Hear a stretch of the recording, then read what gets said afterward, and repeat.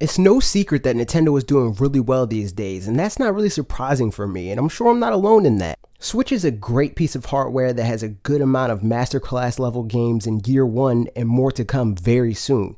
Nintendo is putting more effort into things they typically don't care about, and many third parties and indies are taking note of that. Despite all of this, people are skeptical as to why they are having success and strongly feel that it will die out soon. Why is that? What are they getting at here? Do they have a point?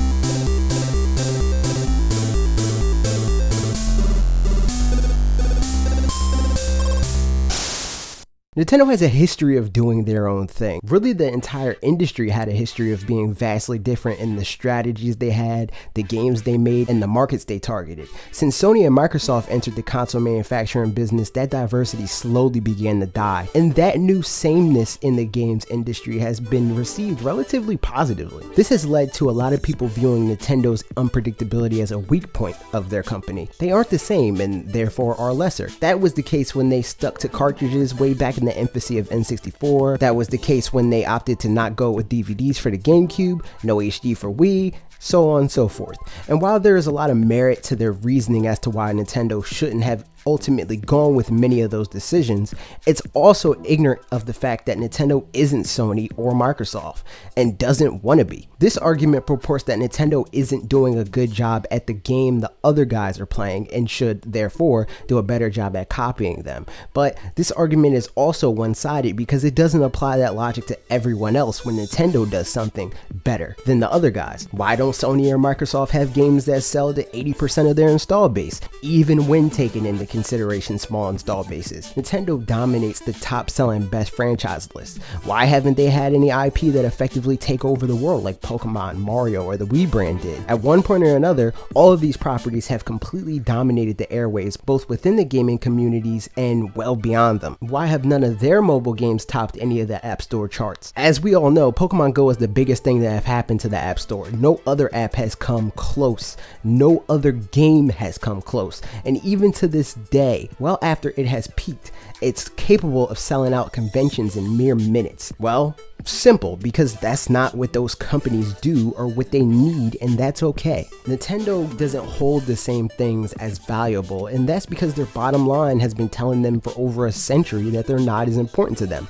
Their business is and always has been fundamentally different. Nintendo's valuable assets aren't Sony's or Microsoft's valuable assets. They all have different strategies now, and that's a good thing. Nintendo's strategy is to maximize the number of people playing their games on their hardware. Everything they do is either in a direct effort to achieve that or is ancillary in an attempt to appease current buy-ins, i.e. voice chat. They don't care about it in the same way, so it's not baked into their systems in the same way. They recognize it as important because it is to some, but not big enough of a priority to have nailed down from day one, which early sales say they were right on. The games that Nintendo make don't require voice chat, even Splatoon 2. I tend not to need to communicate with people I play with to succeed. All you need to know is how to play and what needs to be done to accomplish the goal. I use things like Discord almost entirely because it is fun to communicate with friends, but it's definitely not imperative to enjoy the game. On the other hand, voice chat within or on-ear game audio is pretty important in games like Call of Duty or PUBG because footsteps and other environmental sounds are helpful and they help you achieve your goal. As an owner of an Xbox One and PS4 though, I personally opt out of voice chat because I have no desire to hear screaming 14-year-olds yelling obscenities into their crappy inbox mics. I'd rather use the setup I'm recording this video with to talk with select friends. But that's me, and that's really where my point for this video lies. The idea of giving a pass assumes that everyone looks for the same things in their gaming experiences but drops those expectations just because they love a certain company. This ideology doesn't take into consideration that different companies are held to different expectations because they do different things well. Sony got a pass for not having the same infrastructure as Microsoft. Microsoft gets a pass for not having many worthwhile franchises, and Nintendo gets a pass for not caring about their online ecosystem as much. With all of that being said, I have noticed that a lot of people that claim Nintendo gets a pass are exaggerating how bad their services really are. Friend codes, for example, get heat for being unnecessarily complicated, but it does nothing that's more complicated than the other services. The only difference is they give you the thing you tell people to search for. Me telling you that my friend code is 217668779685 add me by the way, is the same as me telling you that my PSN ID is iMac993, add me by the way. Sure, it's a longer set of characters, but at the end of the day, it takes the same amount of effort to go and add your friends. Switch even makes it easy to add people that you've played with on your Switch, on their other platforms, and locally, which, due to the nature of those consoles, no other console allows. I could even tweet a Splatoon 2 room at you and you can add me through that. Now, when friend codes were a thing that both parties needed to enter to add each other, I can get behind the hate and vitriol, but it's not that anymore. It just has the same name. And just because I know it's coming, no, Nintendo wanting to charge $20 a year for their service doesn't magically require them to be on par with the other guys. For one, it took years for Sony to get their online services up to snuff. I'd argue that they're still not, even after charging nearly 3 times that $20 price tag for their service. And just like was the case then for PlayStation, you're not paying Nintendo just for their current services. You're paying them to show them how important it is to you that they invest more time, money, and efforts into their online services, and bringing that all-important parity to Xbox Live and PlayStation Network. Or the criticism that Switch lacks streaming services like Netflix, Hulu, or YouTube. This is the epitome of nitpicking for the majority of people complaining about this, and the ultimate first world problem by virtue of the fact that if you have a means to complain about this problem, chances are you have the means to view these streaming services on a minimum of one other device, likely more. So how in the world can it be viewed as a valid weakness of a games platform that their priority was to get the games the spotlight and to the people as soon as possible? But that really illustrates my point that people view strategy depending on the company that it's coming from. When Microsoft went all in on these services, they were crucified because gamers care about games. TV remote, TV experience, TV, sports TV.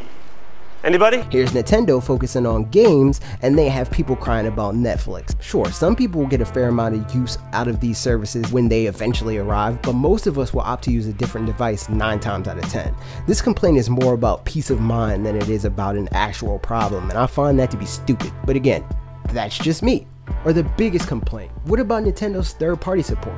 Do they get a pass on that? I'd say no, they don't, because third parties aren't what have ever sold their platforms, and those that have had success on Nintendo's hardware can only hope to do a portion of what Nintendo can do. That is what holds them back, not power, not online services, not controllers, but expanding the user base. They can't sell 8 million units on Wii U's garbage installed base like Nintendo can. They need a bigger pool to hedge their bets, so they wait for that pool. For people to buy into Nintendo platforms, they need quality Nintendo games at a regular pace. That's what has sold almost every successful Nintendo platform to date. That isn't the case for PlayStation. The best-selling games on their platforms come from third parties, with the exception of maybe Gran Turismo. Microsoft even more so. This has led to the idea that third parties are again imperative, but they're not. And I mean, don't get me wrong, third parties are nice, but they're not this thing that Nintendo just doesn't need because fanboys say so. They don't because the market says so. I'm all for playing every game ever on Switch, as evidenced by the countless videos we've made and will do on that subject,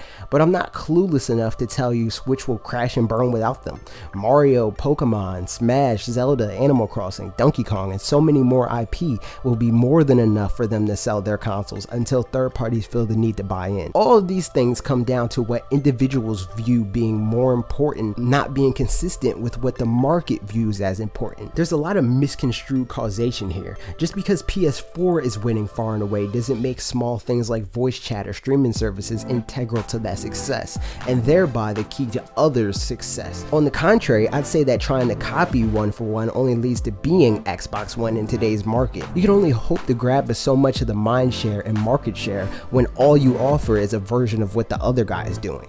When you bring something new to the table, you bring new people to that table and have a better chance of convincing current console owners to double up. Those things aren't why Wii U failed. Wii U failed because it had no real vision, not because it didn't copy other ones. But like I reiterated several times throughout this video, those are my thoughts. What do you think? Does Nintendo get a pass, or is that whole thing overblown? Let me know in the comments. Share this video with a friend, subscribe if you haven't already, and be sure to stay tuned to this channel every Tuesday and Thursday at 4 p.m. Eastern Time for new videos like this one.